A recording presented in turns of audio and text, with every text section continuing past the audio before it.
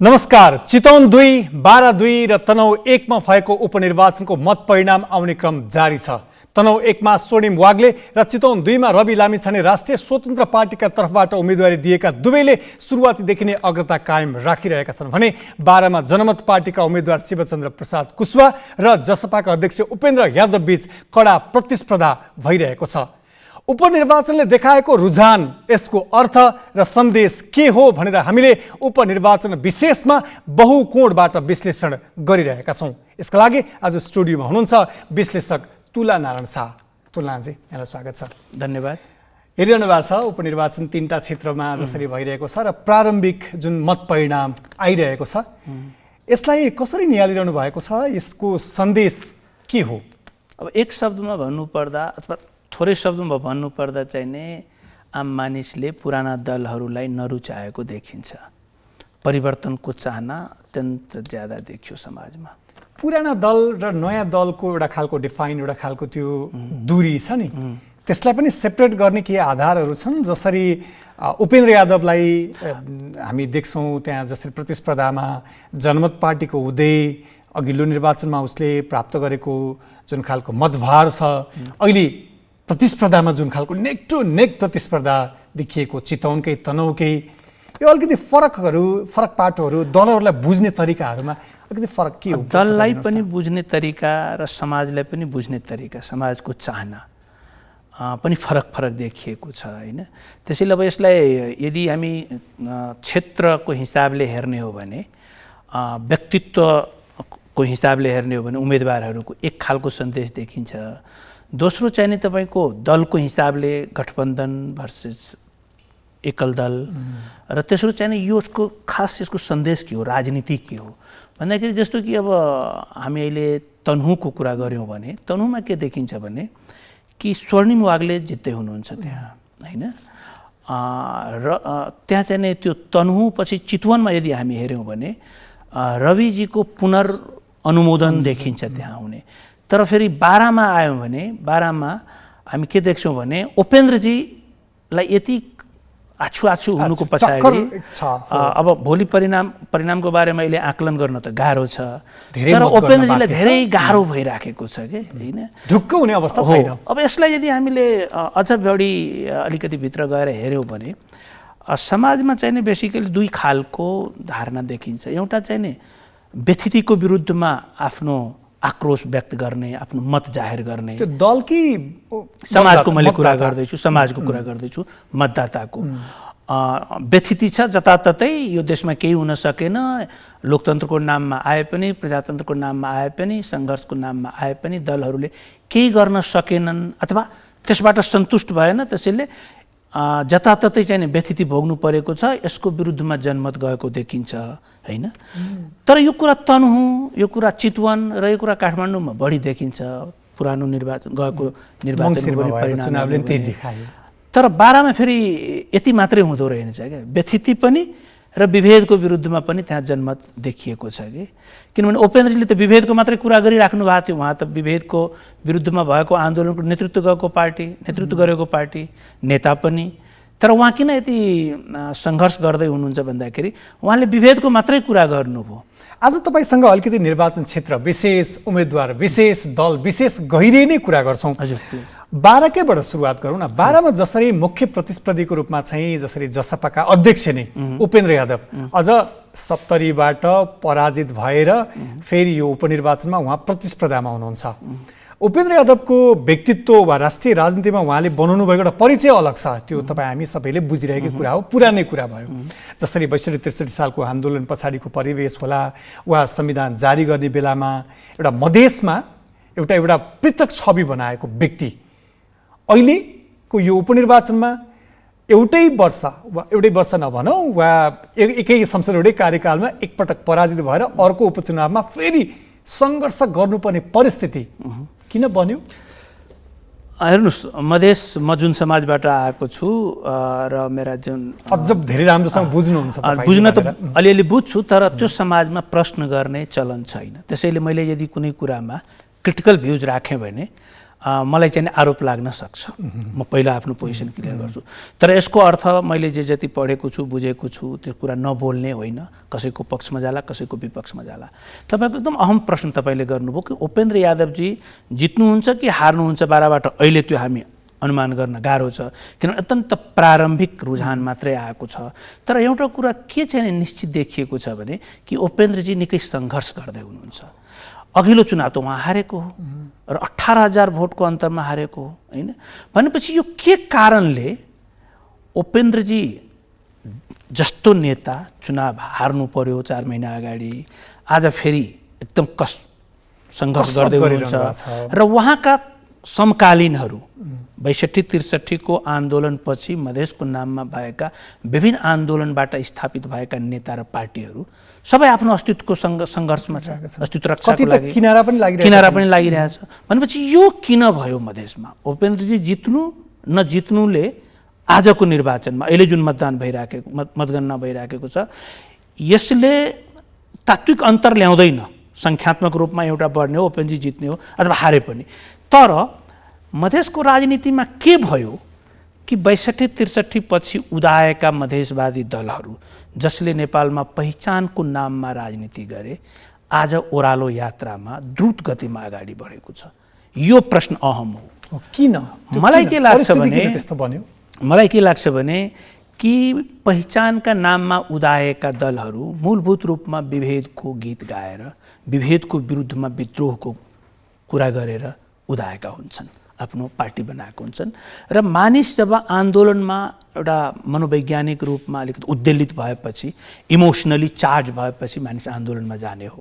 आन्दोलनमा गइसकेपछि त्यसैलाई क्यास गरेर निर्वाचनमा भोट ल्याउने हो नि त। त्यो देखिन्छ नि त, आन्दोलन लगत्तै भएको निर्वाचनमा राम्रो मत पाएको देखिन्छ। तर त्यो निर्वाचन जुन निर्वाचन अगाडि आन्दोलन भएको हुँदैन त्यसमा फेरि कमजोर अवस्था देखिन्छ।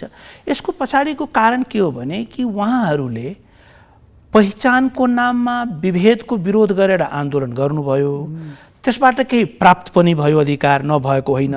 त्यसपछिको जुन सत्ता सञ्चालनमा उहाँहरू जानुभयो, सहभागी हुनुभयो वा प्रदेशमा त नेतृत्व गर्नुभयो, त्यो गर्ने दौरानमा उहाँहरू असफल हुनुभयो।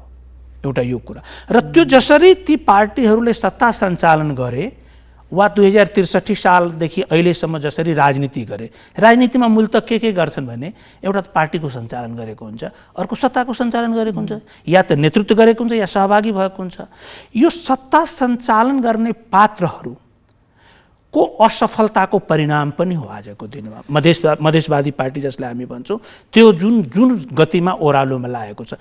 दोस्रो पक्षमा भन्दैछु, हेर्नुहोस् पार्टी एक्लैले गरेर आन्दोलन हुँदैन कि।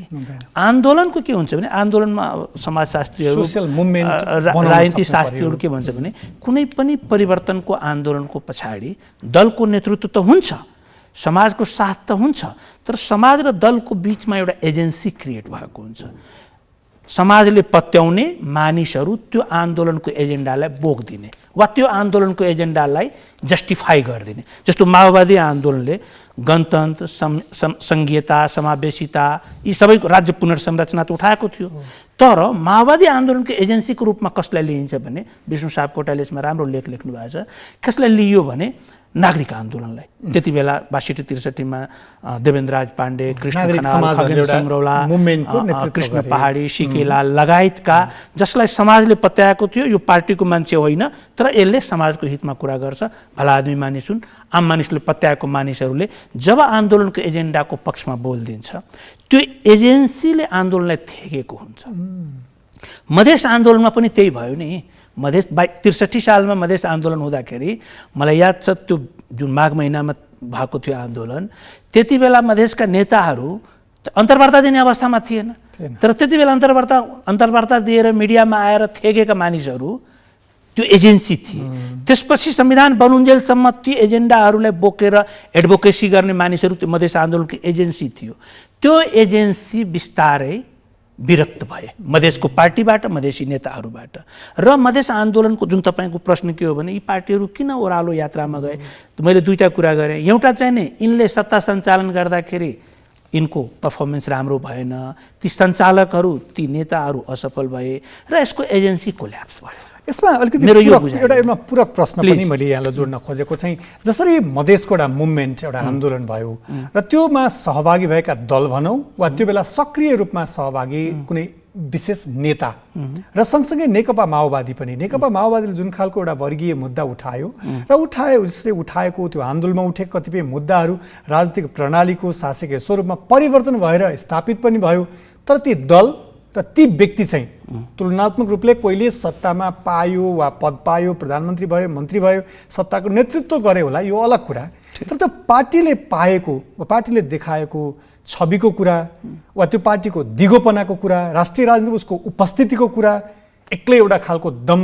साथ उठ्न नसक्ने परिस्थिति किन बन्यो माओवादीमा एउटा थप कारण छ दुईटा अघिकै कारण हो उसको पनि एजेन्सी कमजोर भयो उसबाट विरक्त भए उसको पर्फर्मेन्सबाट उसले गरेको कामबाट एजेन्सी जो थियो उसको पक्षमा रहिरहेन किनभने एजेन्सी त स्वतन्त्र रहने हो हैन दोस्रो चाहिँ नै उसको सत्ता सञ्चालनको जुन तौर तरिका रह्यो त्यसमा पनि कुनै आमूल परिवर्तन आम मानिसले महसुस गर्न सकेन हैन र तेस्रो कुरा चाहिँ नै उसको जुन सपोर्ट बेस थियो उसको आधार क्षेत्र थियो आधार समूह थियो त्यसलाई माओवादीले प्रोटेक्सन गर्न सकेन म मधेसको केसमा देख्दैछु कि मधेसमा उसको अथवा देशभरि नै उसको जनयुद्धको आधार समूह के थियो स्ट्रेन्थ को थियो जातीय हिसाबले दलित समुदाय थिए सीमान्त हैन जनजाति क्षेत्रका मानिसहरू मधेसका मानिसहरू वर्गीय हिसाबले गरिब तबकाका मानिसहरू जसले जनयुद्ध लडेका थिए जनयुद्धको पछि जनआन्दोलनमा लडेका थिए र जसले उसलाई भोट दिएको थियो ती समूहहरूलाई स्पेशल प्रोटेक्सन चाहिएको थियो राजनीतिमा त्यो भएन माओवादी नेतृत्वले यो दिन चाहेन अथवा दिन सकेन वा दिन जानेनन् ती मानिसहरू बिस्तारै किनारा लाग्दै गए जसले माओवादी जनयुद्धको बेलामा गाउँको जमिनदार गाउँको शोषकको अगाडि उससँग प्रश्न गर्थे उसलाई चाहिने गाली गर्थे अथवा उसलाई थ्रेट गर्थे जनयुद्ध सकेपछि फेरि तिनै माथि आश्रित हुन पुगे सो जो नेता बन्न खोजेका थिए माओवादीको नाममा माओवादीलाई जसले सहयोग गरेको थियो ती तबकाको मानिसहरूलाई विशेष सुरक्षा चाहिएको थियो नेतृत्वबाट माओवादीले त्यो गर्न सकेन खास गरी म मधेसमा त यही देख्दैछु अब जहाँनिर बाँकी छ जस्तो कि रोल्पा रुकुमतिर जुन बाँकी छ सायद त्यहाँनिर पायो तर मधेसमा किन आज मधेसमा 32 सिटमा एउटा पनि सिट माओवादीले जितेन 64 सिटमा जम्मा 4 निर्वाचन भयो कहीँ पनि उम्मेदवार दिने स्थिति माओवादीको बनेन राष्ट्रिय चुनावहरूमा एक्लै चुनाव लड्ने अवस्था छैन ठिक छ आज त्यो विषयमा धेरै कुरा नगरौँ नअल्झ्यौँ मधेसको पनि त्यस्तै अवस्था देखिन्छ यहाँले अलिकति प्रारम्भमा भन्नु पनि भयो मधेसका दलहरू मधेसका त्यहाँका नेताहरू उपेन्द्र यादवकै कुरा गर्दाखेरि उपेन्द्र यादवलाई धेरै लान्छनाहरू पनि लाग्छन् नि उनी एउटा निश्चित समुदायको अझ यादव समुदायको यादव परिवारभित्रमा मात्रै उनी सीमित भए त्यो पक्षभन्दा बाहिर निक्लिन सकेनन् मधेसका मुद्दाहरू उठाएर आफू सत्तारूढ भए तर सत्तामा पुगेपछि आफूले उठाएका मुद्दाहरू बिर्सिएर गए आफू स्थापित हुन त खोजे तर आफूलाई स्थापित गराउने संयन्त्रलाई चाहिँ उनले माथि उकास्न सकेनन् भन्ने चार्जहरू प्रशस्त लाग्छन् यो चुनावमा यो चार्जले कतिको अर्थ राख्छ कतिको यो चार्ज चाहिँ नै लागिराखेको छ हैन मलाई यसमा दुईटा पक्ष एउटा कुरा के भने कुनै बाहुन जातको नेताहरूलाई यो बाहुन समुदायको बाहुनको नेता भनेर हामी भन्दैनौँ के हैन काठमाडौँको मिडियामा कहिले पनि हामी सुन्दैनौँ रामचन्द्र पौडेल बाहुनको नेता भएर राष्ट्रपति बन्यो भनेर भन्दैनौँ तर उपेन्द्र यादवलाई हामी भन्छौँ अथवा राजेन्द्र महतोलाई भन्छौँ अथवा महन्त ठाकुरलाई भन्छौँ यो सीमान्तकृत आन्दोलनका नेताहरूलाई लाग्ने एउटा सतही कहिलेकाहीँ सतही आरोप पनि हो तर योभन्दा गहिरो कुरा छ यसमा मधेसमा पनि मानिसहरूले मधेसी समुदायका मानिसहरूले पनि के भनिदिन्छन् भने उपेन्द्र यादव चाहिँ नै एमवाई कम्बिनेसनको नेता हो मुस्लिम र यादव कम्युनिटीको नेता हो भनिदिन्छन् हैन मलाई चाहिँ नि यसमा के लाग्छ भने यो एकदम यो फिक्सनल मतलब न्यारेटिभ हो यो यसमा सायद भारतको बिहार र युपीमा जसरी मुलायम सिंह र लालु यादवले राजनीति गरे हैन त्यहाँ चाहिँ मुस्लिम र यादवको जुन कम्बिनेसनबाट उहाँहरू नेता बन्न सक्नुभयो सायद त्यताबाट पनि प्रभावित भएको हो म उपेन्द्रजीको सवालमा के भन्दैछु भने उपेन्द्रजी चाहिने यादव समुदायको नेता बन्न चाहनुहुन्छ होला यदि कसैले यो भन्छ कि उपेन्द्रजी यादवको नेता हो भने सायद यो स्टेटमेन्टबाट उपेन्द्रजीलाई फाइदा हुन्छ तर तथ्याङ्कहरूले यो देखाउँदैन कि मध्य प्रदेशमा उपेन्द्रजीसँग बढी यादवहरू छन् यो तथ्याङ्कले देखाउँदैन तथ्याङ्कले के देखाउँछ भने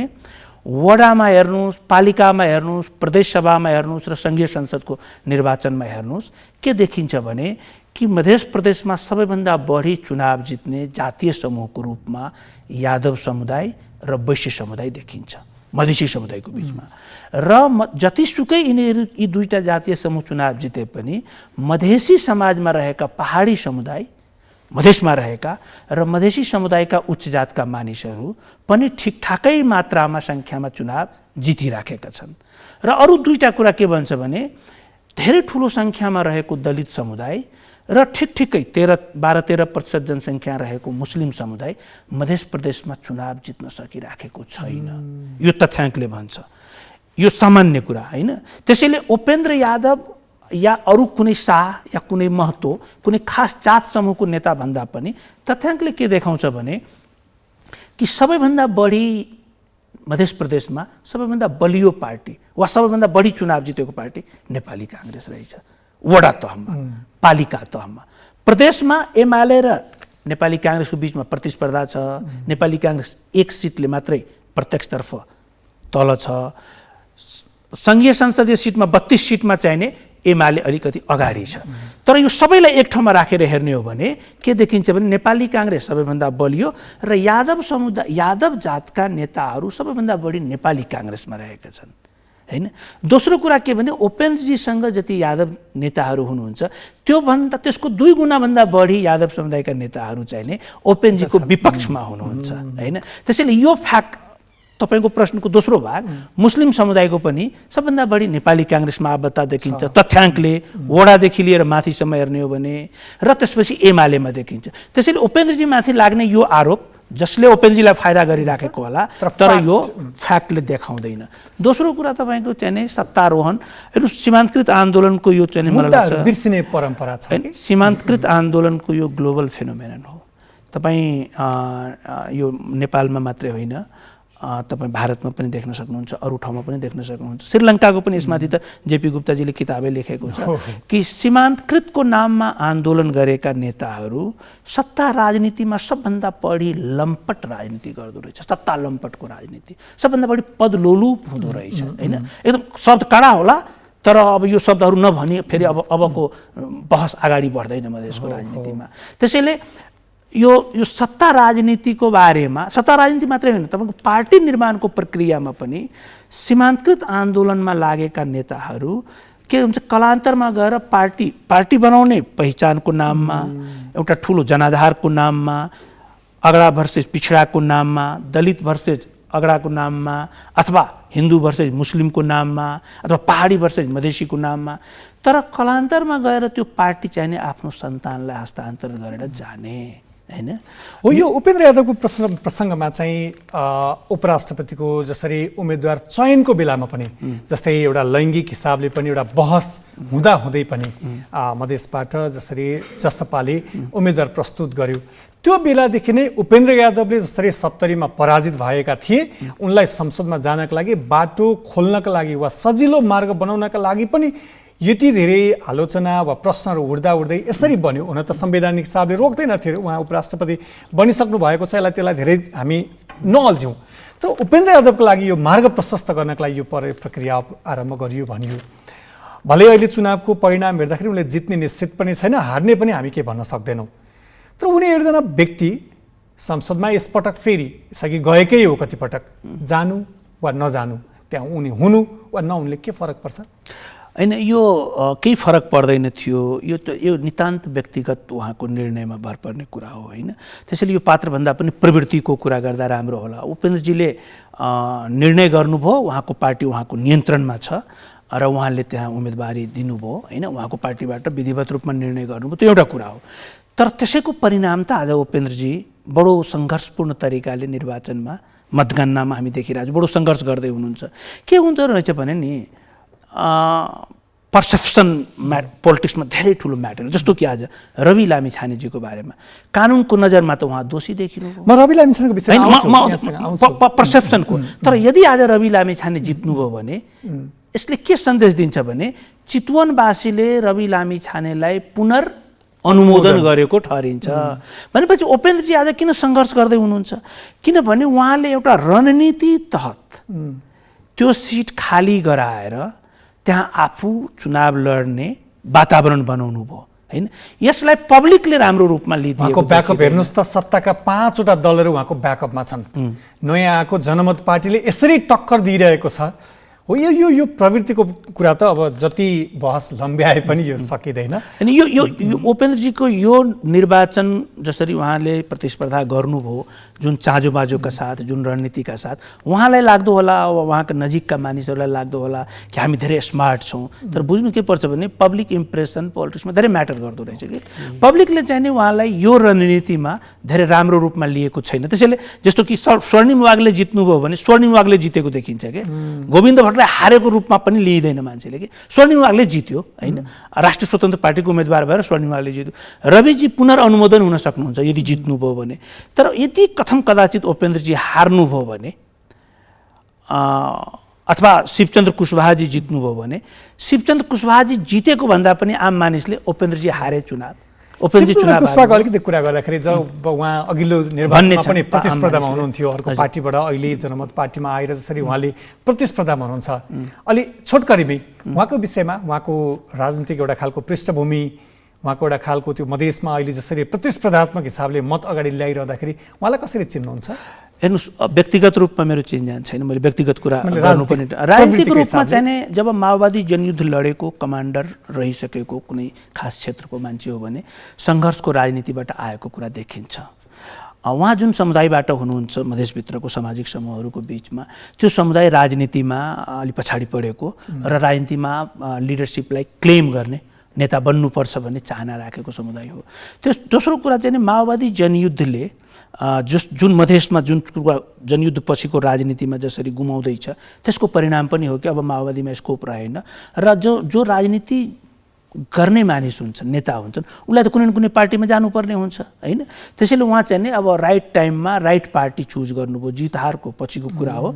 तर मलाई चाहिँ के लाग्छ भने कि परिवर्तनको जुन चाहना मधेसमा अहिले चाहिँ नि एउटा फरक प्रकारले विभेदको पनि विरोध गर्ने, तर विभेदको मात्रै विरोध गरेर राजनीति चल्नेवाला छैन। विभेदसँगै व्यथितिको पनि विरोध गर्नुपर्छ, गभर्नेन्सको पनि सुधार गर्नुपर्छ भन्ने जुन एउटा लाइन मधेसको राजनीतिमा बलियो रूपमा आउँदैछ, जनमत पार्टीले जुन लिँदैछ, त्यो पार्टी उहाँ आउनुभयो। मलाई चाहिँ नि उहाँको निर्णयलाई म चाहिँ कुनै नकारात्मक रूपमा प्रश्न गर्ने अवस्थामा छैन। व्यक्तिगत रूपमा म चिन्दिनँ, तर जसरी अलिकति जसरी जनमत पार्टीका अध्यक्ष सीके राउतले चलाखीपूर्वक रूपमा उपेन्द्र यादवलाई फेरि पनि, जसलाई अघिल्लोचोटि आफैले पराजित गर्नुभयो, अहिले कडा प्रतिस्पर्धा वा कडा टक्कर दिने व्यक्तिको पात्र खोज्दै जाँदा शिवचन्द्र प्रसाद कुशवाहा भेटिए भन्न पनि मिल्छ होला। मिल्छ। हेर्नुहोस्, एउटा कुरा त के भने यदि शिवचन्द्र प्रसाद कुशवाहा वा उपेन्द्रजीको जुन प्रतिस्पर्धा छ यसलाई हामी विश्लेषण गर्दाखेरि चाहिँ एकदम सामान्य पहिला जस्तो चाहिँ पोलिटिकल पार्टीहरूको बिचमा जसरी पोलराइज हुन्थ्यो, राजनीति त्यस्तै रह्यो कि, खास गरी निर्वाचनको राजनीति त्यस्तै रह्यो कि भन्ने कोणबाट पनि विश्लेषणहरू म सुन्छु। मलाई के लाग्छ भने बिस्तारै नेपालको निर्वाचन पनि व्यवस्थापनको एउटा मजबुत पक्ष बन्दैछ राजनीतिको निर्वाचनको परिणाममा। म्यानेजमेन्टको इस्यु पनि भयो कि सीके राउतको जुन जित भएको थियो सप्तरीको निर्वाचनमा, उहाँ जसरी विजय हुनुभयो, म आफै त्यो निर्वाचन क्षेत्रको छेउमा मेरो घर छ, म त्यो जिल्लाको मान्छे हो। म व्यक्तिगत रूपमा धेरै मान्छेलाई, मतदातादेखि कार्यकर्ता र नेताहरूलाई म चिन्छु सप्तरीको। मेरो अनुमानभन्दा बिल्कुल फरक आयो परिणाम हैन। त्यो म जब 3-4 दिन अगाडि म सप्तरी गएँ मलाई थाहा भयो। त मलाई के लाग्यो भने सीके राउतको विजय मा धेरै ठुलो पक्ष चाहिँ नि उहाँको इलेक्सन म्यानेजमेन्ट थियो। उहाँले इलेक्सनलाई कसरी म्यानेज गर्नुभयो के, त्यो पनि महत्त्वपूर्ण कुरा। मैले उपेन्द्रजीको पनि मान्छेहरूसँग कुरा गरेँ, उहाँहरू एकदम परम्परागत तरिकाबाट चुनाव लड्नु भएको थियो। सीके राउतको मान्छेहरूसँग कुरा गर्दाखेरि अत्यन्त सूक्ष्म विश्लेषण गरेर एकदम सानो सानो कुरालाई ध्यान दिएर उहाँहरूले व्यवस्थापन गर्नुभएको थियो हैन। अर्को कुरा मैले के देखेँ भने सायद 15-16 वर्षदेखिको उपेन्द्रजीको पार्टीका कार्यकर्ताहरू सत्ता र सङ्घर्षको राजनीतिमा सँगसँगै रहेको हुनाले जुनै दुईजना कार्यकर्तासँग फरक ठाउँमा कुराकानी गर्नुभयो भने हरेकले एकले अर्कोलाई गाली गरेको पाउँथे क्या उहाँको पार्टीभित्रको कार्यकर्ताहरू। म यति राम्रो गरिरहेको छु, त्यो फलानु उपेन्द्रजीको नजिक गएर फोटो खिचाइरहेको छ, उहाँसँग कुरा गरेँ म त भिडिरहेको छु, उहाँले आफ्नो गाउँको कमान्ड गर्न सकेको छैन भनेपछि उपेन्द्रजीको कार्यकर्ता नेताहरू आपसमा तुस पालेर ओपेनजीलाई देखाउनको लागि चुनावमा हिँड्यो जस्तो देखिन्थ्यो। म सँगसँगै चाहिँ करिब 1-2 दर्जन सिके राउतको कार्यकर्ता नेतासँग नि कुरा गरेँ, कसैले कसैमाथि अविश्वास गरेको मैले देखिनँ। हो त्यो व्यवस्थापनको हामीले यो व्यवस्थापनको पाटोमा अब सिके राउतले अहिले चुनावलाई के गर्नुभयो भने बारामा कि यो चुनाव उपेन्द्र यादव भर्सेस शिवचन्द्र कुशवाहाको बिचमा रहन दिनु भएन। उहाँले यो चुनाव पनि उपेन्द्र यादव भर्सेस सिके राउतको बिचमा ध्रुवीकरण गराइदिनु भयो। त्यो उहाँको नलेजले, त्यो उहाँको स्ट्र्याटेजीले गरेको कुरा हो के। त्यसैले चुनावको परिणाम केवल पार्टीहरू बिचको एलायन्सले मात्र होइन कि समाजमा कसरी ध्रुवीकरण भएको छ, कुन आधारमा ध्रुवीकरण भएको छ, के कुराले समाज चाहिँ ध्रुवीकृत हुँदैछ र मत दिने निर्णयमा पुग्दैछ, यो कुराको जबसम्म अलिकति सेन्स पाउँदैन आजको उम्मेदवारहरू, निर्वाचन जित्न बडो गाह्रो छ। रणनीति भन्ने कुरा त्यही उहाँले चाहिँ सिके राउतले बारामा बिल्कुल सप्तरी जस्तो रणनीति लगाएर शिवचन्द्र कुशवाहा जित्नुहुन्न त्यो अहिले भन्न सकिन्न। तर यो निर्वाचनलाई यदि यो निर्वाचनमा शिवचन्द्र कुशवाहा हारे पनि जनमत पार्टीले धेरै ठुलो लुज गर्दैन हैन, जित्यो भने धेरै ठुलो गेन गर्नेवाला छ हैन। उपेन्द्रजी लुज गर्नुभयो भने धेरै कुरा लुज गर्नुहुन्छ उहाँ, खासै केही गर्नुहुन्न हैन। यति नै मलाई लाग्छ जनमतको लागि ठुलो उपलब्धि हो। ठिक छ, अब अलिकति बाराको छोटकरी मात्रै कुरा गरौँ। जसरी प्रतिस्पर्धामा रहेका नेकपा एमालेका पुरुषोत्तम पौडेल र राष्ट्रिय स्वतन्त्र पार्टीका रमेश खरेलको अहिले प्रारम्भिक मतको जुन खालको एउटा रुझान हेर्दाखेरि चाहिँ कसरी विश्लेषण गर्न सकिन्छ? यी नयाँ पार्टी अरू क्षेत्रमा यस्तो प्रभाव जमाइरहेको, तनहुमा चितवनमा यसरी भोट आइरहेको त्यही नयाँ पार्टी नयाँ लहर, तर रमेश खरेल चौथो स्थानमा अहिलेको प्रारम्भिक मतगणनामा चौथो स्थानमा छन्। मैले यसमा अरू कुरा पनि जोड्न चाहेको थिएँ कि जस्तो कि तपाईँको स्वर्णिमजी आज तनहुमा चुनाव यदि जित्दै हुनुहुन्छ भने स्वर्णिमजीलाई बारामा लगिदिएको भए चुनाव जित्नुहुन्थ्यो कि जित्नुहुन्थेन हैन? चुनाव जित्नलाई के आधारहरू, चुनाव जित्ने तरिकाहरू र केही खास कारणहरू हुन्छ भन्नुहुन्छ नि विभिन्न अन्तर्वार्तामा लेखहरूमा के आधार हुन्छ चुनाव? त्यसैले म त्यसैमा कुरा गरौँला। त्यसैले यो के छ भने यस अगाडि म 1-2 कुरा भन्छु। एउटा कुरा के हुन्छ भने चुनावमा आम मानिस मतदाताहरू 25% एउटा भनाइ छ भारतका विश्लेषकहरूको कि 25% मतदाताहरू चुनाव घोषणा भएपछि उम्मेदवारी परेपछि डिटरमाइन हुन्छ म कसलाई भोट दिन्छु भन्ने कुरा हैन। कसलाई दिने कसलाई नदिने 25% कसैको पक्षमा र 25% विपक्षमा चाहिँ पहिले पोलराइज भइसकेका हुन्छ हैन। तर 50% जुन मतदाताहरू हुन्छन् उहाँहरू चाहिँ नि अन्तिम 3-4 दिनमा निर्णय गर्नुहुन्छ भन्ने एउटा अनुमान छ कि हैन। अब यसरी चाहिँ नि तपाईको हेर्दै जान्छ माहौल कतातिर बन्दै गइराखेको छ, त्यो हिसाबले डिसिजन गर्ने। जस्तो कि अहिले तपाईले बाराको चाहिँ नि राष्ट्रिय स्वतन्त्र पार्टी र नेकपा एमालेको जुन भन्नुभयो, अब उहाँहरूले दुईटा रणनीति, एउटा त उहाँहरूको यदि आफ्नो संगठनको भोट, आफ्नो कार्यकर्ताको भोट एकदम इन्ट्याक्ट राखेर आफूमा जसरी पनि आउनुपर्छ भने पार्टीको सर्कुलेसन भएको हो भने उहाँहरूको कार्यकर्ताको भोट मात्रै देखिन्छ, त्यो रियल उहाँहरूको कार्यकर्ता।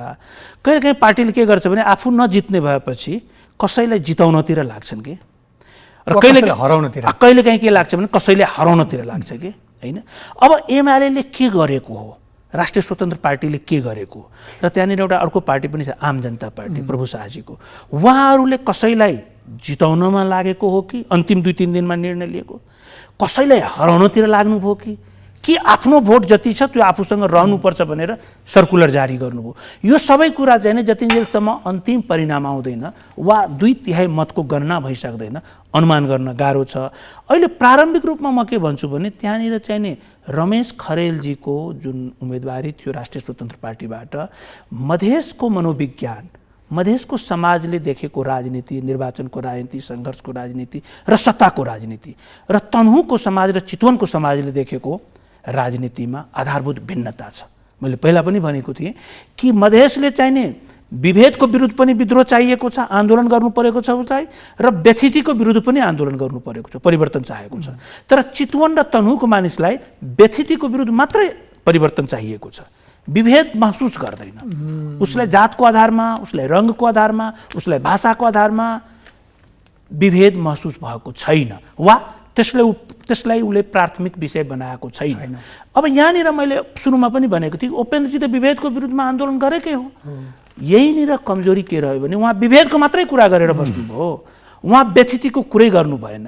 र यो दुईटाको बीचमा सीके राउतको जनमत पार्टीको उदय हुन्छ, जसले विभेदको पनि कुरा गर्छ, विभेदको विरुद्धमा पनि कुरा गर्छ, व्यथितिको विरुद्धमा पनि कुरा गर्छ, त्यसको फाइदा पनि लिइरहेछ।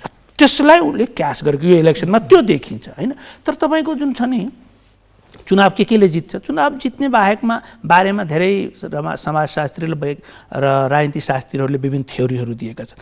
भारत र नेपालमा अलि लागू हुने थ्योरी के रहेछ भने कि सामाजिक समूहहरूमा जो माथि हुन्छन् उसले बढी चुनाव जित्दो रहेछ, आर्थिक रूपले जो सम्पन्न हुन्छ उसलाई बढी चुनाव जित्ने सम्भावना हुन्छ। परिचय पहिचान बोकेको जस्तो सामाजिक समूह भनेको अब यसलाई क्लियर भन्नुपर्दा उच्च जातका मानिसहरू बढी चुनाव जित्दो रहेछन्। जस्तो मधेसमा त 20% हाराहारीमा दलितको जनसङ्ख्या छ, देशभरिमा 12-13% दलितको जनसङ्ख्या छ, त किन चुनाव जित्नुहुन्न त हैन। सबभन्दा उच्च जातको रूपमा बाहुन पहाडमा, मधेसमा ब्राह्मण हैन, कायस्थ, राजपूत भन्ने जुन छ नि यो उच्च जात, उहाँहरू बढी चुनाव जित्नुहुन्छ। त्यसैले यो यो यो यो थ्योरीले नै इस्ट्याब्लिस गरेको हो। त्यसको अनेक कारण छ, त्यतातिर तैँले जान सकिँदैन। त्यसैले अप्पर कास्टका मानिसहरू, रिचर क्लासका मानिसहरू र पावरसँग कनेक्टेड मानिसहरू बढी चुनाव जित्ने। भारत र नेपालमा 2-3वटा अरू फ्याक्टरहरू हुँदो रहेछ, यो त ग्लोबल भयो। एउटा के हुँदो रहेछ भने एउटा खास कन्टेक्स्टमा चुनाव भयो भने त्यहाँ फेरि अरू कुरा केही हेर्दो रहन्छ कि एउटा लहर छ। जस्तो कि 64 सालमा माओवादीको लहर आयो, माओवादीको उम्मेदवारहरू जताततै चुनाव जिते। 46 सालपछि 48 सालमा नेपाली काङ्ग्रेस एमालेको लहर थियो।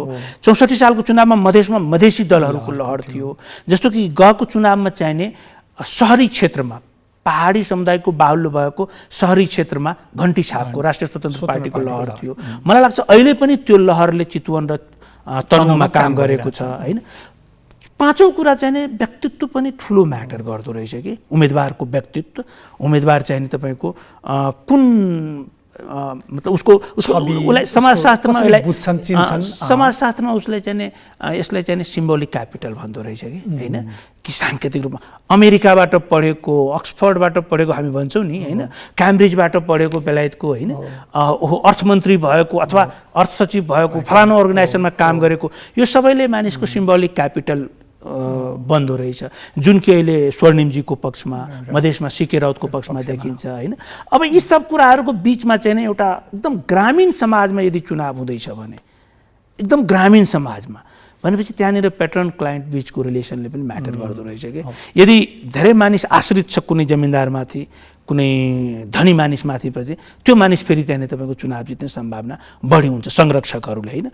अर्को चाहिँ एउटा के भन्छ भने ग्रामीण समाजमा बिहा, व्रतबन्ध, मृत्यु संस्कारहरूमा गइदिने मानिसहरू, पुलिस र कोर्टमा कुनै काम पर्यो भने पुलिस प्रशासनमा गएर उसको कुरा गरिदिनु पर्ने, भाषा बुझ्दैन, आफू जान डर मान्छन्, त्यस्ता मानिसहरू पनि चुनाव जित्दा रहेछन् कि त्यो हुनसक्छ कि लोकल लेभलमा त्यो अलिकति बढी ऊ होला हैन।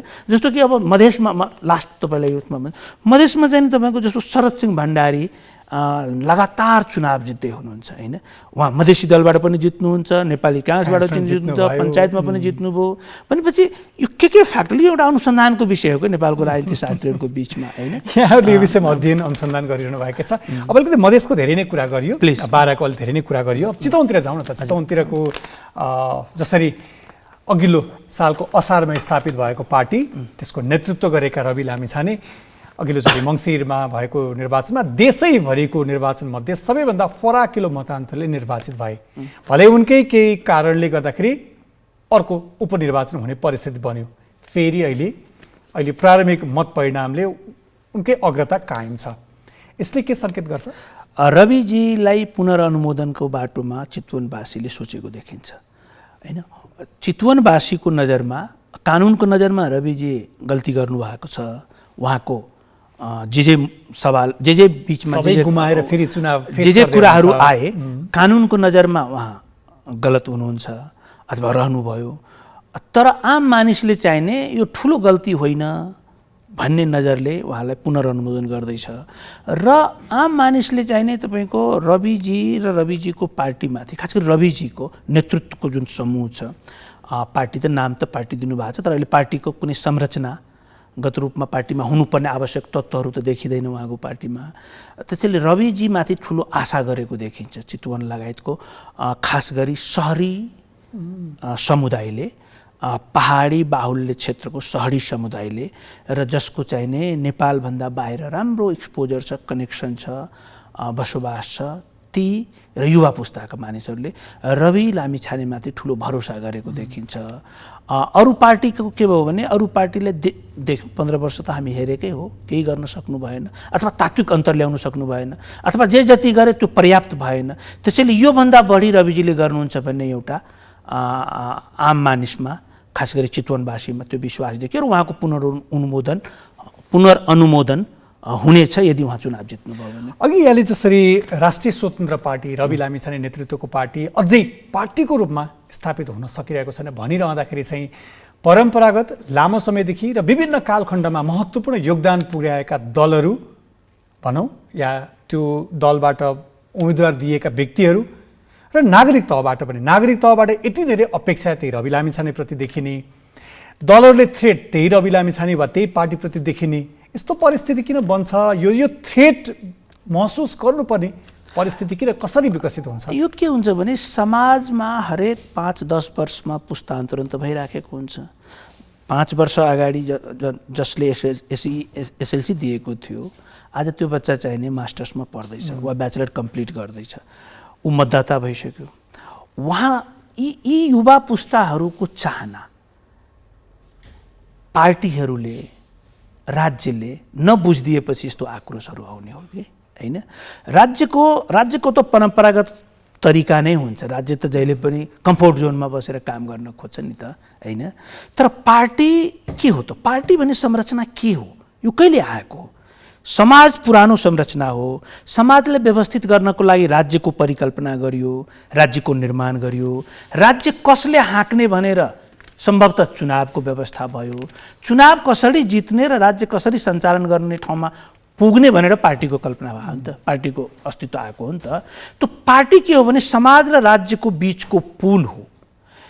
हाम्रा पार्टीहरू के भयो भने आन्दोलनको राजनीतिमा सफल तर सत्ता सञ्चालनको राजनीतिमा असफल, राजनीतिक रूपान्तरणको एजेन्डामा सफल तर सामाजिक रूपान्तरणमा असफल। तपाईँ नेपाली काङ्ग्रेस, नेकपा एमाले र माओवादीलाई हामी 101 आन्दोलन हाँकेको पार्टी भन्छौँ नि त हैन? त्यसमा त सफल पनि भएको हो नि त। तर आज किन असफल? किन रवि लामिछाने अथवा सीके राउत न त रवि लामिछाने ठुलो आन्दोलन गरेर आएको पार्टी हो, समूह हो, नेता हो उहाँ, न त आज सीके राउत नै विरासतबाट आएको कुनै होइन। सीके राउतको सङ्घर्ष त छ 10 वर्षको, तर फरक प्रकारको छ हैन? यो के भयो भने समाजमा पुस्तान्तरण भयो, चाहनाहरूमा बदलाव आयो। त्यो चाहनाहरूलाई जब पार्टी पुल हो भने समाजको त्यो चाहनालाई त राज्यमा लगेर पुर्याउनु पर्थ्यो र त्यसको लागि राज्यको साधन स्रोत कामलाई उपयोग गर्नु पर्थ्यो। त्यो गर्न नसकेपछि पुराना पार्टीहरू कतै कुनै बेलामा इरेलेभेन्ट देखिएको हो र त्यो चाहनालाई समाउने त्यो के हो भने व्यथिति हो नि त। राज्यले काम गर्न नसकेपछि आम मानिसमा नैराश्यता आयो, जताततै व्यथिति देखिन्छ। त्यो व्यथितिलाई बुझ्न सक्ने र त्यसमा मलम लगाउने चाहना गर्ने, प्रयास गर्ने समूहहरू यसरी राजनीतिमा आएको हो, जुन कि रवि लामिछानेजीको उदयको मलाई लाग्छ पछाडि यो कारण हो र पुरानो पार्टीहरूको विपक्षमा जन्म जानुको पछाडि। अलिकति नेपाली अभ्यासलाई हेर्ने हो भने चाहिँ राजनीतिक एउटा पोलिटिकल पावर इस्टाब्लिस हुनका लागि वा त्यो ड्युरेबल बन्नका लागि चाहिँ कुनै अघि यहाँले उल्लेख गर्नुभयो जस्तै कुनै आन्दोलन वा कुनै विद्रोह वा त्यसलाई नेतृत्व गरेर स्थापित भएका शक्तिहरू छन् कि त एउटा खालको विरासत धानेका वा एउटा खालको कुनै विशेष कालखण्डमा विशेष व्यक्तिले नेतृत्व दिएर त्यसकै आधार पछ्याएर आएको वा त्यही विचारधारा बोकेर आएको शक्तिहरू स्थापित छन्। तर यसरी एउटा खालको परिस्थिति, एउटा खालको युवाहरूको आकर्षण वा कतिपय अरू दलहरूले आफूले प्रतिबद्ध बनेका विषयहरूलाई उठाउन नसकिरहेको वा एजेन्डाहरू छोडिरहेको अवस्थामा टेक ओभर गर्न आएका शक्तिहरू कतिको दिगो हुन्छन्? यो शक्तिहरू बन्न सक्छ कि सक्दैन? शक्तिशाली फोर्स बन्न सक्छ सक्दैन? एकदम महत्त्वपूर्ण प्रश्न तपाईँले सोध्नुभयो। एकदम छोटोमा भन्नुपर्दा आज राष्ट्रिय स्वतन्त्र पार्टी जो नाम दिएको छ, जुन समूहले आज निर्वाचन जितेर सदन र सडकमा काम गर्दैछन्, चुनाव लड्दैछन्, सरकार पनि चलाए, त्यो पार्टी बन्छ कि बन्दैन हैन? पार्टी बन्नको लागि अब यसको विभिन्न आफ्नो छ यसको अभ्यासहरू हैन?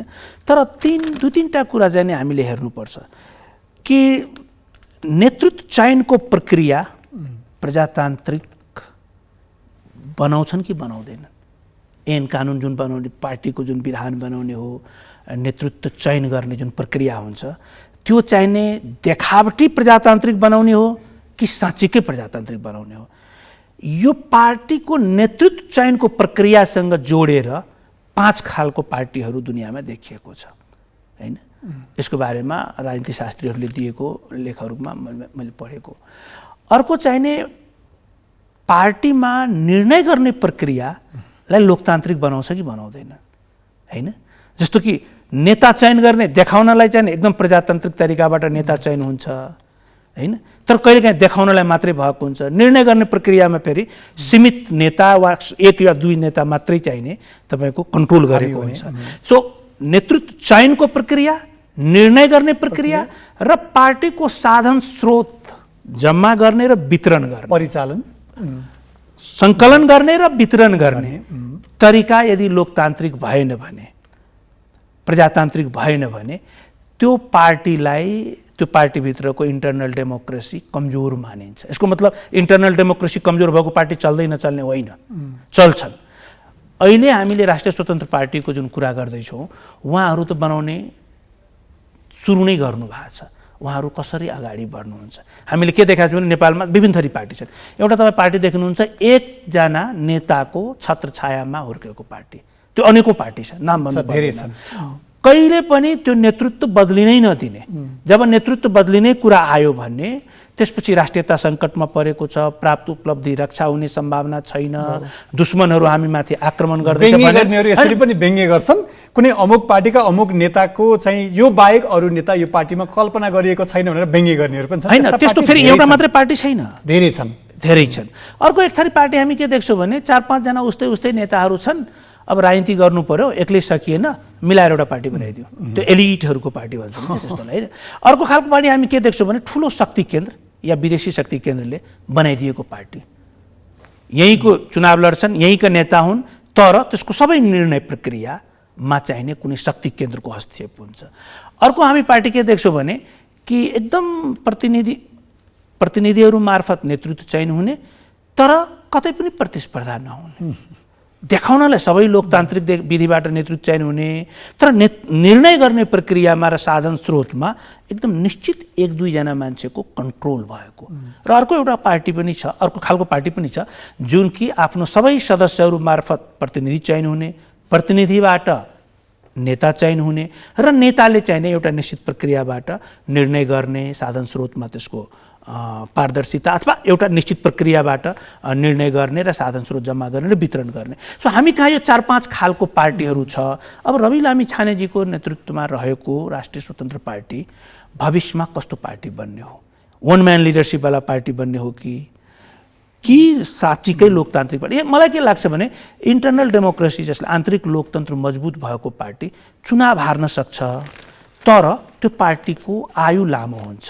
हेर्नुहोस्, साङ्गठनिक रूपमा बलियो भएको र आन्तरिक लोकतन्त्र भएको पार्टीमा नेता कमजोर हुन सक्छ, तर त्यो पार्टी बलियो रहन्छ। भन्न त उहाँहरूले डिजिटल डेमोक्रेसीको कुरा गर्नुहुन्छ, तर आन्तरिक लोकतन्त्र कमजोर भएको पार्टीमा नेता बलियो देखिन सक्छ, एकदम बलियो देखिन सक्छ नेता, उसको नियन्त्रणमा रहन्छ पार्टी, तर पार्टी कमजोर हुन सक्छ र हुँदै जान्छ कि त्यो पनि देखिएको छ नेपालमा। अब यो सबै कुरा राष्ट्रिय स्वतन्त्र पार्टीको नेतृत्व तबकाका मानिसहरू, नेताहरूको तजबिजमा भर पर्ने कुरा कि उहाँहरूले कस्तो पार्टी बनाउनु। यदि उहाँहरू आन्तरिक लोकतन्त्रलाई मजबुत गरेर बनाउने हो भने सायद नेपालको लोकतान्त्रिक आन्दोलनमा राम्रै कन्ट्रिब्युट गर्नुहुनेछ। अब अलिकति तनहुँतिर जाउँ न। तनहुँमा जसरी राष्ट्रिय स्वतन्त्र पार्टीका स्वर्णिम वागले फरक पृष्ठभूमि त्यागेर यो निर्वाचनमा रासोपा जोइन गरेर त्यहाँ एउटा प्रतिस्पर्धामा गएर अहिलेसम्मको स्थिति हेर्दा उहाँले जित्ने निश्चित प्राय जस्तै देखिन्छ। किनभने अधिकांश मतगणना एउटा 50% भन्दा बढी क्रस भइरहेको, उहाँले जुन लिडिङ गरिराख्नु भएको छ, त्यो व्यक्तित्व, त्यो उहाँले रोज्नु भएको पार्टी, अनि त्यसमा उहाँले अहिले प्राप्त गर्नुभएको मत, यसलाई कसरी विश्लेषण गर्न सकिन्छ? मलाई के लाग्छ भने कि यस अगाडि म एउटा प्रश्न गर्न चाहन्छु। स्वर्णिम वाग्लेजी नेपाली काङ्ग्रेसमा हुनुहुन्थ्यो भन्ने सुनियो, नेपाली काङ्ग्रेस छोडेर उहाँ जानुभयो। त नेपाली काङ्ग्रेसले यदि स्वर्णिम वाग्लेलाई टिकट दिएको भए तनहुँमा, उहाँ चुनाव जित्नुहुन्थ्यो कि जित्नुहुन्थेन? धेरै प्रश्नहरू उठ्थ्यो होला। होइन, जित्नुहुन्थ्यो कि जित्नुहुन्थेन? होइन, नेपाली काङ्ग्रेसले स्वर्णिम वाग्लेलाई टिकट दिएर गोविन्द भट्टराईले टिकट नदिएको भए Nepali Congress as a party, परिणामलाई एकछिन बिर्स्यौँ हामी, आफ्नो इतिहास, आफ्नो कार्यकर्ता, आफ्नो सङ्गठनमाथि न्याय गर्थ्यो कि अन्याय गर्थ्यो? होइन।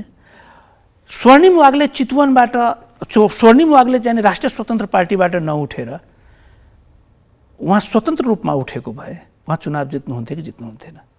र स्वर्णिम वाग्ले तनहुँबाट चुनाव नलडेर बाराबाट चुनाव लडेको भए उहाँ जित्नुहुन्थ्यो कि जित्नुहुन्थेन? मलाई लाग्छ यो सबै कुरालाई विश्लेषण गर्दाखेरि सम्भवतः सबै प्रश्नको उत्तर यहाँले भन्नुभएको थियो नि, चुनाव जित्नका लागि के कस्ता मलाई लाग्छ स्वर्णिम वाग्लेजीको आफ्नो सिम्बोलिक क्यापिटल बलियो छ। उहाँ अमेरिकाबाट पढेको, सबै संस्थामा काम गरेको राम्रो मान्छे हो, व्यक्तिगत रूपमा पनि म चिन्दछु, एकदम राम्रो मान्छे हो। तर नेपाली काङ्ग्रेसले उहाँलाई टिकट नदिएर उहाँमाथि अन्याय गरेको होइन जस्तो लाग्छ। नेपाली काङ्ग्रेसले तनहुँ जिल्लामा गोविन्द भट्टराईलाई टिकट दिएर आफ्नो पार्टी, आफ्नो कार्यकर्तासँग अन्याय गरेको होइन, न्याय नै गरेको। कहिले कहिले दलमा उम्मेदवारको वा नेताले त्यो परिस्थिति परिवर्तन गर्नेमा चाहिँ एउटा निश्चित कारणभन्दा, निश्चित कालखण्ड वा तत्कालिक कारणभन्दा लामो समयदेखि एउटा खालको जकडिएको मानसिकता, लामो उहाँको सङ्घर्ष, उहाँले स्पेस खोज्दा खोज्दा नपाएको, योभन्दा अगाडिका पृष्ठभूमिका गतिविधिले भूमिका खेलेको थियो कि होइन? त्यो सब कुराहरू एकदम यो षड्यन्त्रको सिद्धान्तमा आधार भएर कुरा गर्ने, म त्यतातिर जान चाहन्न। म के मात्रै भन्दैछु भने कि गोविन्द भट्टराईलाई टिकट दिएर नेपाली काङ्ग्रेसले आफ्नो सङ्गठनलाई, आफ्नो नेताहरूले, आफ्नो कार्यकर्ताहरूमाथि न्याय नै गरेको। चितवनमा पनि उम्मेदवारी दिएर न्याय नै गरेको।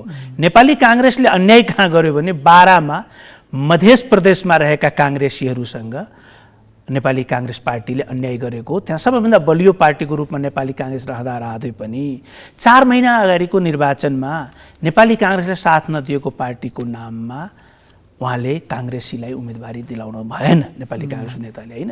तर स्वर्णिम वाग्लेजी चुनाव जित्नुको पछाडि थोरै अथवा आधाउधी स्वर्णिमजीको आफ्नो व्यक्तित्व, आधाउधी मलाई लाग्छ राष्ट्रिय स्वतन्त्र पार्टीको लहरले काम गरेको हो कि जस्तो लाग्छ। किनभने त्यही स्वर्णिम वाग्लेजी यदि बारामा जानुभएको भए सायद चुनाव जित्नुहुन्थेन, जति म बुझ्छु मधेसलाई, र म जति नेपाली काङ्ग्रेसको पनि अलिअलि बुझ्छु र म जति विश्लेषण गर्न सक्छु। किनभने रमेश रमेश खरेलजी पनि सेलिब्रिटी हो त्यहाँको, उहाँ पर्सामा हुँदाखेरि त निकै ठुलो नाम कमाएको मान्छे हो।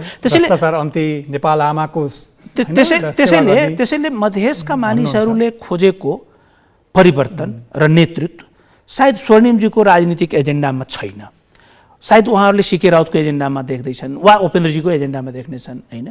त्यसकारण चाहिँ नि यो स्वर्णिमजीमा स्पेसिफिक तपाईँको जुन प्रश्न छ, मलाई लाग्छ आधाउधी स्वर्णिमजीको व्यक्तित्व र आधाउधी चाहिँ नै राष्ट्रिय स्वतन्त्र पार्टीको लहरले नै यो परिणाम चाहिँ नि जुन स्वर्णिमजी पाउँदै हुनुहुन्छ त्यसको कारण चाहिँ त्यो हो जस्तो लाग्छ मलाई। अब सँगसँगै त्यहाँ प्रतिस्पर्धामा रहेका जसरी गोविन्द भट्टराई, उनी त्यो क्षेत्र, जसरी रामचन्द्र पौडेलले त्यही क्षेत्रबाट निर्वाचित हुनुभएर अहिले राष्ट्रपति हुनुहुन्छ, नेपाली कङ्ग्रेसको एउटा राम्रो आधार क्षेत्र भएको क्षेत्र, विद्यार्थी राजनीति हुँदै राष्ट्रिय राजनीतिमा एउटा खालको अलग पहिचान बनाएका व्यक्ति, अहिले जसरी चुनावी परिणाम हेर्दाखेरि निकै सङ्घर्ष गर्नु परेको फराकिलो मतान्तरले जुन दोस्रो स्थानमा हुनुहुन्छ गोविन्द भट्टराई, राजनीतिमा यो खालको क्षेत्र पनि व्यक्तित्व पनि हुँदाहुँदै पनि यस्तो खालको परिणाम किन बिहोर्नुपर्छ? अनि यो के हुन्छ, राजनीति एकदम सम्भावनाको खेल हो, यो जसलाई पनि हुन्छ। तपाईँलाई म भनौँ, सुशील कोइराला 2064 सालको चुनावमा नेपालगञ्जबाट अत्यन्त नराम्रो तरिकाले हार्नु भएको थियो कि, अत्यन्त ठुलो नेता हुन्, त्यसपछि उहाँ प्रधानमन्त्री भन्नुभयो नि त, होइन? उहाँ त पार्टीको सभापति, त्यति बेला सभापति हुनुहुन्थेन, तर त्यति बेला उपसभापति हुनुहुन्थ्यो, होइन? के हुन्थ्यो, मधेस आन्दोलनको लहर थियो। 2070 को आन्दोलनमा त्यति बेला सर्वदेव ओझा भन्ने मधेसी जनअधिकार फोरमबाट चुनाव सुशील कोइरालाको एगेन्स्टमा थियो। मलाई लाग्छ, म स्योर त छैन, तर सुशील कोइरालाको सायद जमानत जफ्त भएको थियो त्यति बेला, होइन? म गलत पनि हुन सक्छु। तर दोस्रो पटक 70 को निर्वाचनमा त्यही सर्वदेव ओझा फेरि चुनाव लड्नु भएको थियो। 64 कि 70 कतिवटा भोट आएको थियो, होइन? सो यो के हुन्छ भने यो तपाईँको एकदम टेम्पोरल कुरा हो, होइन? तपाईँको को चाहिने उम्मेदवार भएको छ, एगेन्स्टमा को उम्मेदवार भएको छ, होइन? अब जस्तो कि भनौँ न, अब त्यहाँ स्वर्णिम वाग्लेजी त्यहाँ चुनाव नलडेको भए तनहुँमा, हुनसक्थ्यो कि त्यसको ठाउँमा को हुन्थ्यो होला, त्यति एपिलिङ नहुन सक्थ्यो राष्ट्रिय स्वतन्त्र पार्टीको। त्यसैले यो चुनावको परिणाम विश्लेषण गर्दाखेरि व्यक्तित्व पनि महत्त्वपूर्ण पाटो हो, लहर पनि महत्त्वपूर्ण पाटो हो, जनाधार पनि, सङ्गठन पनि महत्त्वपूर्ण पाटो हो कि होइन। त्यसैले गर्दा यो सबै कुरालाई हेर्दाखेरि अब अहिले चाहिँ के देखियो भने नेपाली काङ्ग्रेसले गोविन्द भट्टराईलाई टिकट दिएर कुनै अन्याय गरेको होइन स्वर्णिम वाग्लेसँग। स्वर्णिम वाग्लेको तुलनामा गोविन्द भट्टराईलाई नै टिकट दिनुपर्थ्यो तनहुँ जिल्लामा होइन। स्वर्णिम वाग्लेजी जित्दैमा नेपाली काङ्ग्रेसलाई त्यहाँ हार्दैमा नेपाली काङ्ग्रेसको राजनीतिमा त्यसले ठुलो अर्थ राख्दैन। तर स्वर्णिम वाग्लेको विजयको पछाडि चाहिँ नि उहाँको व्यक्तित्व र राष्ट्रिय स्वतन्त्र पार्टीको लहर हो, जुन लहर चाहिँ फेरि मधेसमा छैन होइन। अब उपनिर्वाचनमा प्रतिस्पर्धामा रहेका केही व्यक्तिहरूको कुरा गरौँ, जसरी सर्वेन्द्र खनाल तनहुँ गएर चुनाव लड्नुभयो, यसअघि काठमाडौँको निर्वाचन क्षेत्र नम्बर 6बाट नेकपा एमाले तर्फबाट उम्मेदवार हुनुहुन्थ्यो। उपेन्द्र यादवको अघि हामीले धेरै कुरा गऱ्यौँ, शिवचन्द्र प्रसाद कुशवाको पनि कुरा गऱ्यौँ, रमेश खरेल पनि कुरा गऱ्यौँ। यो उपनिर्वाचनमा जसरी एकपटक यही संसदको यही प्रतिनिधि सभाको कार्यकाल अघिल्लो कार्यकालमा पराजित, फेरि उपनिर्वाचनमा फेरि अर्को पटक अर्को प्रयासमा सांसद बन्नका लागि जुन प्रतिस्पर्धामा, यसलाई चाहिँ कतिको स्वाभाविक कतिको अस्वाभाविक रूपमा लिन सकिन्छ? उम्मेदवार बन्ने एउटा अधिकार त सबैलाई छ। मतगणनाले नै देखाइराखेको छ कि आम मानिसले आम नागरिकले यसलाई स्वाभाविक रूपमा लिएको छैन। व्यक्तिको कुरा नगरौँ किनभने म धेरैले सबैलाई चिन्दिनँ, तर पार्टीगत हिसाबले तपाईँ कुरा गर्ने हो भने नेपाली काङ्ग्रेसको कुरा भइसक्यो धेरै।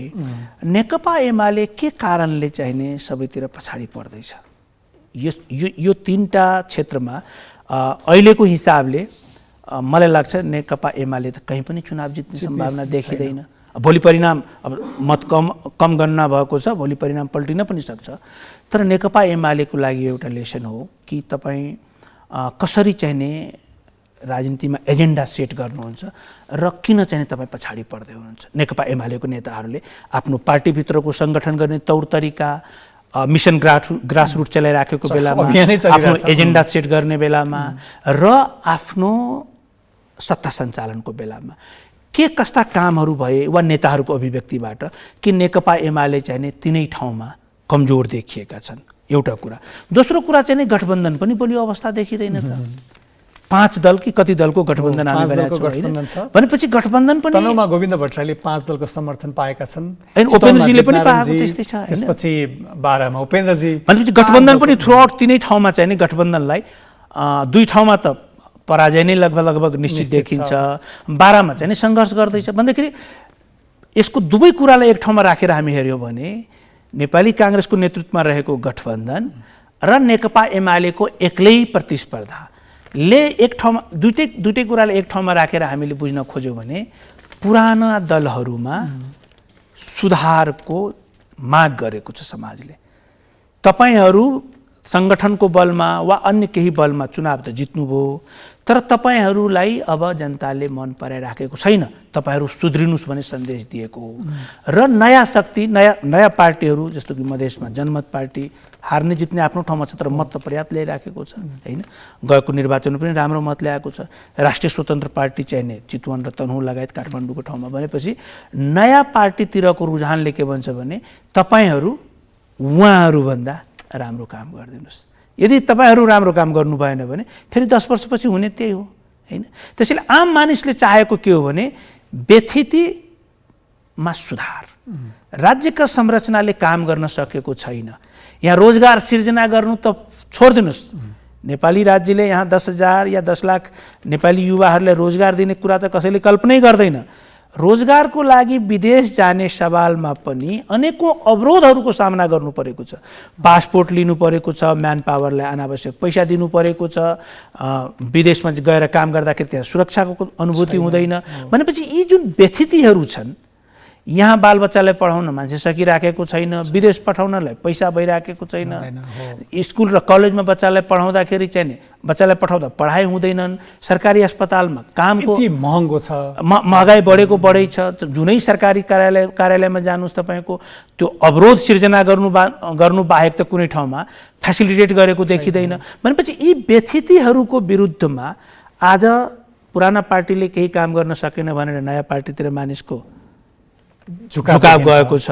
नयाँ पार्टीले पनि गर्न सकेन भने 10 वर्षपछि फेरि नयाँ पार्टी खोज्नेछ वा कुनै नयाँ खालको संरचना हुनेछ, नयाँ खालको प्रणालीको खोजी हुन सक्छ। त्यसैले आम मानिसको परिवर्तनको चाहनालाई पार्टीहरूले बुझिदिनुपर्छ। गर्दिन कसैले भन्दैन, गर्छ पनि फेरि आश पनि कतिप्रति छैन। ठिक छ, यो जसरी कुरा गरिरहेका छौँ, अब अलिकति यो गठबन्धन र सत्तारोहणको प्रक्रियाको कुरा गरौँ न। जसरी अघिल्लो पटक मङ्सिरमा चुनाव सम्पन्न भयो, त्यो बेलामा अहिले जसरी सत्ता गठबन्धनमा एकैतिर भएका दलहरू त्यो बेलामा मिलेर चुनाव लडेका थिए। भलै सरकार बन्ने बेलामा प्रधानमन्त्री पुष्पकमल दाहाल बन्ने बेलामा पुस 10 गते फरक परिवेश बन्यो। नेकपा एमालेको साथ समर्थन पाएर उहाँ प्रधानमन्त्री बन्नुभयो। त्यो धेरै टिकेन, त्यो एउटा खालको परिस्थिति थियो। यो उपनिर्वाचन पछाडि गठबन्धन अहिले जुन कायम छ, त्यो गठबन्धनको भविष्य वा अहिले जसरी जसपाको सहभागिता होला, उपेन्द्र यादव जित्ने वा हारेपछि त्यसको भविष्य कुरा, वा रासोपाले विश्वासको मत दिएको तर सरकारमा सामेल नभएको अवस्था छ। यो उपनिर्वाचन पछाडि गठबन्धनको यो खालको परिस्थितिहरू, परिवेशहरू फेरबदल हुने वा यथास्थितिमा रहने के आकलन गर्न सकिन्छ? गठबन्धन भनेकै यो टेम्पोररी कुरा हो। गठबन्धन त्यति बेला मात्रै बन्छ जति बेला कुनै एउटा दलको बहुमत आएको हुँदैन। एउटा दलको बहुमत आएपछि अलिकति स्थायित्वको कल्पना गरिन्छ। एउटा दलको बहुमत नआएपछि 2 वा 2 भन्दा बढी दल मिलेर बनाउने हो, गठबन्धनको सरकार बन्ने हो। त्यो जहिले पनि अस्थिर रहन सक्छ, जो जहिले पनि अनिश्चित हुन्छ त्यसको भविष्य। मलाई के लाग्छ भने अब अहिले चाहिने राष्ट्रिय स्वतन्त्र पार्टी चाहिने इम्पोर्टेन्ट एउटा शक्तिको रूपमा रहेको छ। अब यो सत्ताधारी गठबन्धनले पनि राष्ट्रिय स्वतन्त्र पार्टी आफूतिर रहोस् र आफ्नो सङ्गठन, आफ्नो गठबन्धन ले निरन्तरता पाओस् भन्ने चाहना होला उहाँहरूको। त्यो देखिन्छ विभिन्न घटनाक्रमले। यदि राष्ट्रिय स्वतन्त्र पार्टीले यो गठबन्धनबाट पुरै समर्थन फिर्ता लिएर अब जता राम्रो हुन्छ, जता हामीलाई कम्फोर्टेबल हुन्छ हामी त्यतै जान्छौँ भन्ने खालको निर्णय गर्यो भने अरू साना साना दलहरू चाहिँ नि त्यहाँबाट यो गठबन्धनबाट निस्किने सम्भावना हुन्छ र अर्को गठबन्धन बन्छ, होइन? जस्तो कि अब जनमत पार्टी यो गठबन्धनमा रहन्छ कि रहँदैन ठेगान छैन। अहिलेलाई त उहाँ त गठबन्धन छोडेकै छ, अहिलेलाई त फर्मली होइन तर मन्त्रीले फिर्ता बोलाइसकेको असन्तुष्ट अवस्थामा छ। त्यसैले यो गठबन्धनको बारेमा कुनै अनुमान गर्नु अलिकति हतार हुन्छ। यो विशुद्ध रूपमा अहिले आएर यो राष्ट्रिय स्वतन्त्र पार्टी र जनमत पार्टी इम्पोर्टेन्ट प्लेयर भएर गठबन्धनको राजनीतिमा देखा परेको छ। अब एमाले र नेपाली काङ्ग्रेस 2 पोलमा छन् र बिचमा चाहिने बिचमा माओवादी, स्वतन्त्र पार्टी चाहिने अलि ठुला खेलाडीहरू हुन् र अरू चाहिने त्यसका सहायकहरू हुन्। त्यसैले अब निर्णय गर्ने यो गठबन्धन रहन्छ रहँदैन भन्ने कुरा त मूल त माओवादीमाथि केन्द्रित छ। तर स्वतन्त्र पार्टीले पनि यो गठबन्धन अल्टर गर्न सक्छ जति बेला पनि। र यो अल्पमतको राजनीति कुनै पनि दलको बहुमत नआएको बेलामा यसको बारेमा योभन्दा बढी मलाई लाग्छ अहिले भन्न सक्ने अवस्था छैन। योभन्दा बढी भन्न सक्ने खास यो सत्तारोहणमा चाहिँ रासोपाको आगामी के हुन सक्छ वा कसरी उसलेलाई चाहिँ कसरी सदुपयोग गर्न सक्छ सत्तामा जाने कुरा, वा हुन त 2 क्षेत्रमा अग्रता कायम गरेको स्थिति छ, सम्भवतः विजयी भएपछि भन्ने परिस्थिति, वा संसदमा यो गठबन्धनमा अहिले विश्वासको मत दिएको सरकारमा सामेल नभएको हुनाले सरकारमा जान्छ कि के गर्छ भन्ने खालको एउटा चासो र अलिकति यो बहसको विषय पनि भएको हुनाले पनि यो प्रसङ्ग मैले एकदम ठिक छ। यसमा के छ भने नि राष्ट्रिय स्वतन्त्र पार्टीको जुन उदय भएको छ जुन एजेन्डाका साथ, त्यो नेपाल मजदुर किसान पार्टी जस्तोको पार्टी होइन। नेपाल मजदुर किसान पार्टीले नेपालको संसदीय राजनीतिमा सदाबहार प्रतिपक्षको भूमिका निर्वाह गर्ने पार्टीको रूपमा चिनिएको छ, होइन? राष्ट्रिय स्वतन्त्र पार्टीले नेपालको संविधानमा कुनै परिवर्तन हुनुपर्छ भनेर औपचारिक रूपमा भनेको छैन, होइन? भित्रभित्रै कुनै एजेन्डामा कुनै सवालमा उहाँहरूको रुचि नहोला अथवा त्यसमा फरक धारणा होला। तर प्रदेश संरचनामा मलाई के लाग्छ भने प्रदेशको संरचना वा धर्मको बारेमा पनि हुनसक्छ वा कसैको होला। राष्ट्रिय स्वतन्त्र पार्टीबाट आम मानिसले चाहेको के हो भने राज्यको सेवा सुविधा दिने सवालमा फरकपनको महसुस होस्। आम मानिसले, खास गरी युवा पुस्ताका मानिसहरूले, मतदाताहरूले नेपालको राज्य व्यवस्था, राज्य संरचनामा सेवा लिन जाँदाखेरि राज्यबाट त्यसमा सुधारको अपेक्षा गरेको छ। सर्भिस डेलिभरीको पोलिटिक्स हो। राष्ट्रिय स्वतन्त्र पार्टीबाट मान्छेले, नेपालीले, आम जनताले अपेक्षा गरेको चाहिँ नेपालको सर्भिस डेलिभरीमा इम्प्रुभमेन्ट हुन्छ भन्ने हो। त्यसमा उहाँहरू त्यो गर्नको लागि उहाँहरू बाहिर बसेर गर्न सक्नुहुन्न। त्यसको लागि उहाँहरू सत्तामै जानुपर्छ। सत्तामा गएर कुनै न कुनै प्रकारले तात्विक अन्तर ल्याउनै पर्छ, दीर्घकालिक रूपमा पनि अल्पकालिक रूपमा पनि। त्यसैले राष्ट्रिय स्वतन्त्र पार्टीको राजनीति प्रतिपक्षको राजनीति होइन जस्तो मलाई लाग्छ, होइन। जनमत पार्टीको राजनीति दुवै कुरा छ। उहाँ प्रतिपक्षमा, उहाँलाई स्पेस छ। जनमत पार्टी प्रतिपक्षमा बसेर पनि सरकारको विरोध गरेर, किनभने विभेदको विरुद्धको पनि राजनीति हो जनमत पार्टीको, व्यथितिको विरुद्धको पनि राजनीति हो जनमत पार्टीको, होइन। व्यथितिको पनि विरोध गरेर जनमत पार्टीले राजनीति गर्न सक्छ, विभेदको पनि विरोध गरेर जनमत पार्टीले राजनीति गर्न सक्छ। तर उहाँको अगाडि एउटा नराम्रो उदाहरण के छ भने कि ६३ सालको मधेस आन्दोलनपछि उदाएका जसपा र लोसपा जस्ता पार्टीहरू विभेदको विरोध गरिराख्यो तर व्यथितिको कारक बनिराख्यो मधेसमा। विभेदको विरुद्ध गरेर सरकार सञ्चालनमा व्यथितिको कारक बनेको हुनाले आज त्यसको विरुद्धमा जनमत पार्टीले मान्छेले देखेको। त्यसैले जनमत पार्टीसँग पनि धेरै चाहिँ स्पेस छैन प्रतिपक्षमा बसेर काम गर्ने, होइन। किनभने संविधान पुनर्लेखनको वा देश प्रदेश नहीं तो देश भन्ने नारा दिएर जनमत पार्टी आएको होइन। जनमत पार्टी कसरी आएको हो भने हामी विभेदको पनि विरोध गर्नुपर्छ, तर मधेसमा शिक्षा किन कमजोर भयो, शिक्षाको रूपान्तरण हुनुपर्छ, सुधार हुनुपर्छ, सर्भिस डेलिभरीमा इम्प्रुभमेन्ट हुनुपर्छ, अस्पतालहरूमा आम मानिसले सेवा पाउनुपर्छ, महिलाको नाममा हुने, महिला हिंसाको नाममा हुने हिंसा नियन्त्रण हुनुपर्छ, शान्ति सुरक्षा कायम हुनुपर्छ जस्ता सर्भिस डेलिभरीका र दैनिक जीवनसँग जोडिएका, राज्यले दिने सेवा सुविधासँग जोडिएका मुद्दाहरूमा पनि जनमत पार्टीको उदय भएको जस्तो लाग्छ। त्यसैले यो दुईटै पार्टी यदि प्रतिपक्षको राजनीति गर्दिन, म सत्तामै गएर राजनीति गर्छु भन्ने जनताले उहाँलाई त्यो अवसर दिएको छ, त्यसले जनताले नराम्रो रूपमा लिने छैन। तर शर्त के हो भने त्यहाँ गएर देखाउनुपर्छ। त्यहाँ गएपछि व्यथितिको कारक होइन, व्यथितिको शत्रु बनेर यदि निस्केनन् भने राष्ट्रिय स्वतन्त्र पार्टी पनि जनमत पार्टी पनि अर्को 5 वर्षपछि त त्यही हाल हुने हो जुन अहिले दाइहरूको हाल भइरहेछ। अब हामी एकदम अन्तमा पनि आइपुगेका छौँ, लामै कुराकानी पनि गरियो। अन्तमा चाहिँ जसरी मङ्सिर 4 मा निर्वाचन सम्पन्न भएको एउटा खालको लहर थियो त्यो बेला, त्यसपछि अहिले उपनिर्वाचन भइरहेको छ, उपनिर्वाचनमा एउटा खालको परिस्थिति परिवेश देखिरहेका छौँ। यसले चाहिँ आगामी यो संसदको कार्यकाल सकिएपछि अर्को 2084 सालमा हुने निर्वाचनको लागि कस्तो सङ्केत गर्छ, अलिक छोटकरीमा भनिदिनु होला। मलाई लाग्छ बिस्तारै चाहिने केही पार्टीहरूको पतन हुनेछ, अस्तित्वमा रहने छैनन् केही पार्टीहरू। यद्यपि यो प्रश्नको जवाब दिन धेरै हतार हुनेछ, धेरैहरूले हामी 2004 वर्षपछिको लागि 84 को लागि हामी कुरा गर्दैछौँ। यो मलाई लाग्छ त्यति उचित समय त होइन। तर यदि यो कार्यकालमा कुनै पनि किसिमको आम मानिसको दैनिक जनजीवनमा आम मानिसले महसुस हुने गरी कुनै किसिमको सहजता महसुस गरेनन् भने पुरानो पार्टीको दिन अझ विकराल हुनेछ र नयाँ नयाँ शक्तिहरूको उदयको सम्भावना नकार्न सकिँदैन।